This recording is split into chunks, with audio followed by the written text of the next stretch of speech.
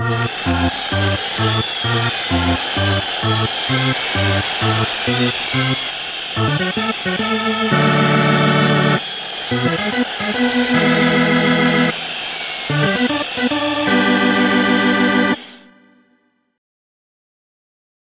right, we're back in the Jags Den with Coach Will Smith today here at Spain Park Baseball. How you doing today, Coach? I'm doing good. How are you, George? Good. Great game last night. Take on number 2 Thompson at third place in what looked like it may run away at first, and then turned into a back and forth game. So talk a little bit about your team's performance, because they had to overcome adversity several times in that game. Yeah, without question. I mean, you look at Thompson. You know, they're one of the most talented teams in the state in 7A, and you just got to have your best effort. And I thought our effort was good last night. I felt like that. You know, we got to run early. Blake was good. It was definitely what I would consider to be an offensive strike zone. You know, it was tough. It was tough for him to be down, yeah, I thought he did a really good job of eliminating and dodging some things. You know, we should have gotten out of the first inning without a run, been up 1-0. They tie it, and then we kind of found a way to answer back with a 4-run third. You know, and I felt like that gave us a lot of confidence. You were kind of playing with a boost at that point. You know, you could tell throughout the game both teams understanding how good each other were and the importance of runs. A lot of small ball, bunting, you know, hitting runs, sacrifice flies. You know, really being patient at the plate. You know, that really played in, and that strategy was really a big part of last night's game, wasn't it? Yeah, no question. I mean, they go early break with a runner at first base in a first and third situation. So, yeah, anytime you can get a run and get a little momentum, and it allows you to have the other team kind of chase you for a little bit. You know, and as you saw, like they're not going to have a problem offensively of catching up with runs with the explosiveness that they have in their lineup.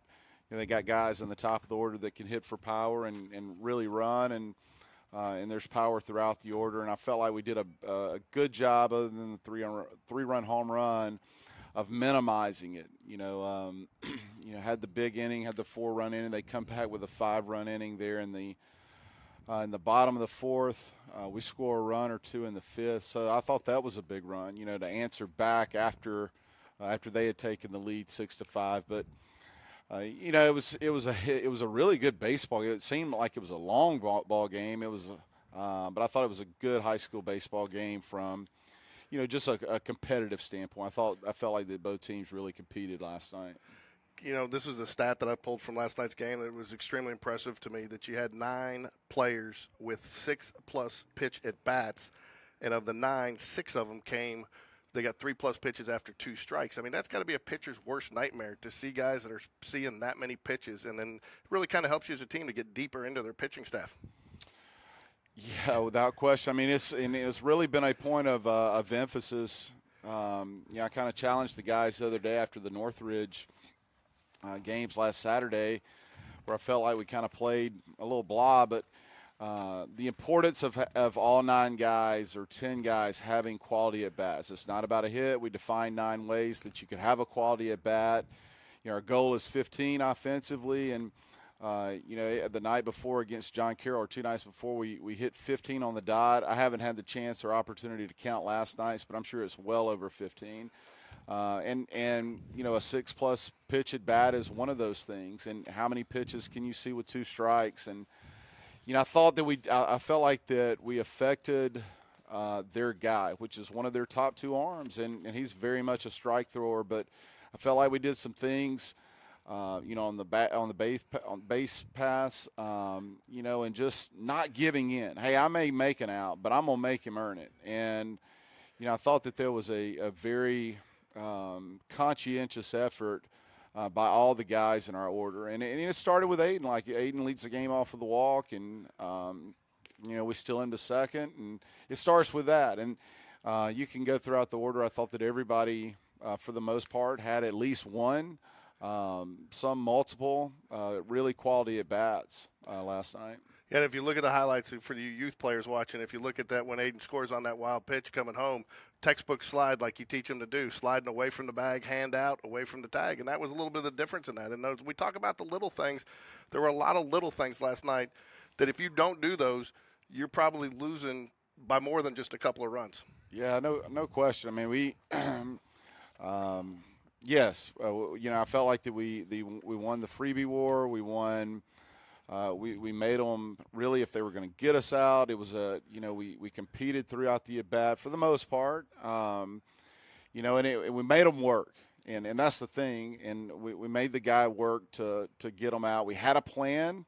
Like I said, I don't know if always our plan is right, but I felt like the guys bought into what we were trying to do last night, and we set the tone early, and it was contagious. It was passed down from guy to guy to guy.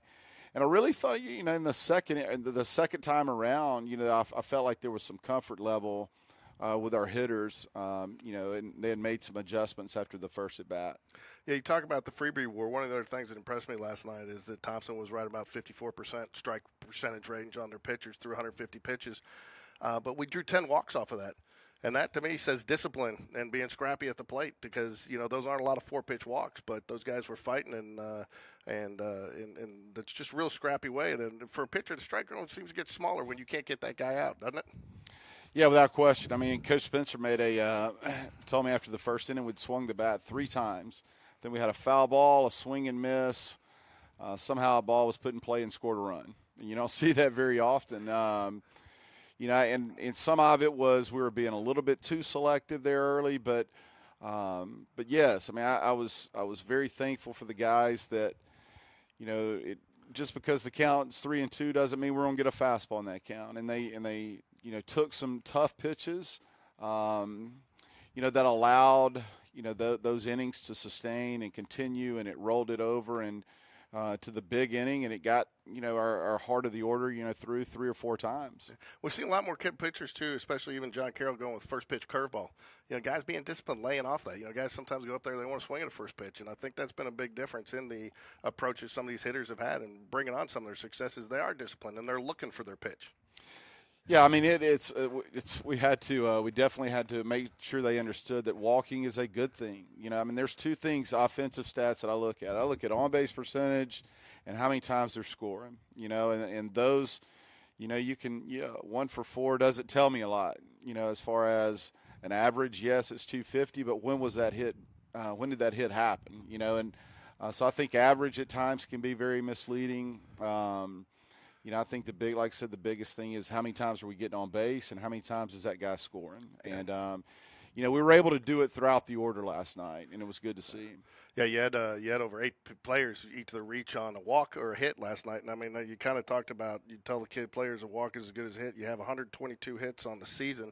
You got 124 either walks or hit by pitches reached the same way. So you're actually getting on base more, either getting hit by the pitch or walking. And it's just, it doesn't matter, as I always say on there, do I care how he gets on base? No, you don't. As long as he gets on base, right? Like Moneyball would say, right? Yeah, without question. And then you get into the ability where you got some guys – multiple guys throughout the order that have the ability to steal a base, or read a dirt ball, and boom, in a pitch or in scoring position. And, just to have the guys buy into that and understand that and, the importance of, being present and playing hard and those type of things. This team has to do that to be successful. If we do that, we have a chance to win. And if we don't, we come out and play flat, we could get beat by anybody. So number one fan question of the last 2 weeks, I got to ask you, and you see it. We see a lot of coaches. We saw Thompson do it. We've seen Coach Dunn do it. We see you do it some. You start to see more pitching changes happen and like a 2-0 count or a 3-0 count like last night. What's the philosophy behind switching a pitcher mid-batter? Yeah, I think we did one in the John Carroll game, too. It was a 2-0 count. We bring in Cooper, gives him 2 pitches to get loose, I think. But, he's on. If he does happen to walk the guy, it ends up being bases loaded rather than walking in a run, And I don't know. I don't know if there's any comfort level. I think it gives them the mentality of, hey, I've got nothing to lose right here, right. And so that's the kind of message that you're trying to send to them is, hey, let's go out there and fill it up and, you're already behind the 8 ball. Don't think about it. Kind of nothing cut to it loose. Kind of a nothing to lose, settle in mentality of 1 or 2 pitches to settle in before if you get him out, that's gravy. If he gets on, he's no worse off, and now he's settled in a couple of pitches. That kind of the philosophy there. Yeah, without question. Yeah, and I think there was one we had at the beginning of at some point in the year, like where it was a pitch thrown, and I would look at Coach Dunn and go, man, I don't necessarily like our matchup right here.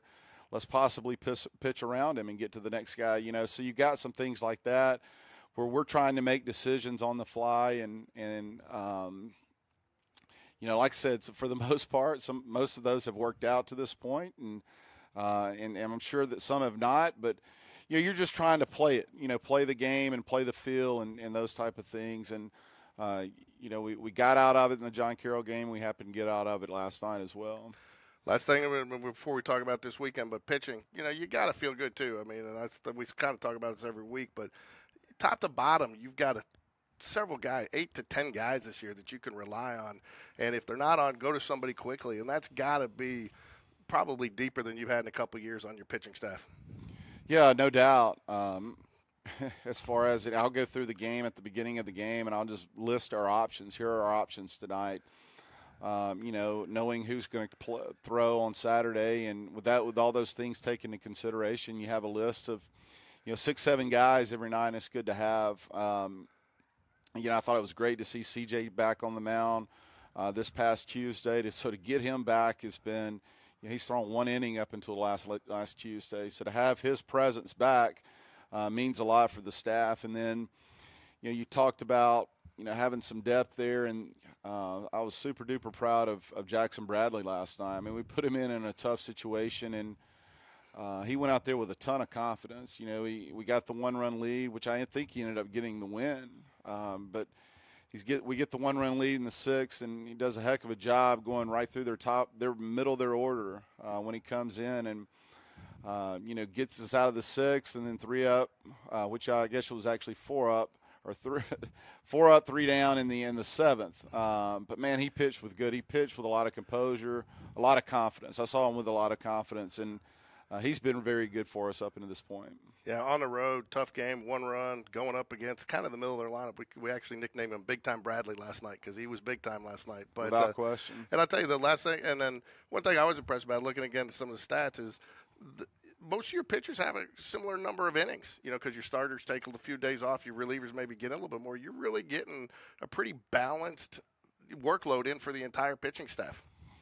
Yeah, I mean, that's the goal. I mean, you want to have them understand what the roles are, the matchup. We're trying to play matchups there, those type of things.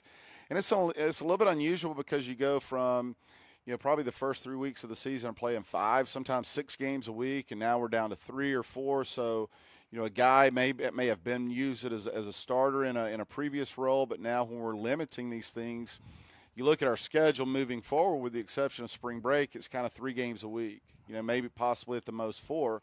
So now that guy's coming out of the bullpen rather than getting a start, and just trying to see them in different roles and those type of things. But they've been great. I mean, everybody's kind of accepted the job that we've asked them to do, and that job changes from day to day. So you got actually over the next week you play 3 of the top 15 teams in the state, so you got a good challenge. But tomorrow should be exciting. You bring Briarwood in. You got JV, followed by varsity and then freshman. But more importantly, 10-year anniversary of the championship team in 2014. You're bringing about 14 to 16 of the 22 players from that team. So what does that mean to you to see that many guys wanting to come back and be a part of the program? No, it's great. I'm looking forward. I've seen a lot of them individually, over the years, but to see the group back as a whole will be something obviously that will be very special. I think back on the group, and it was a group that had a ton of personality. We had a lot of fun together. We ended up, we were the runner-up in the area the year we won it. We go the first round of the playoffs. We knock off Thompson, who was ranked 1 at the time, in 3 games, and then we go on the road week 2 and beat Pelham. Like I said, I think they were ranked 2nd in the state, which had won our area.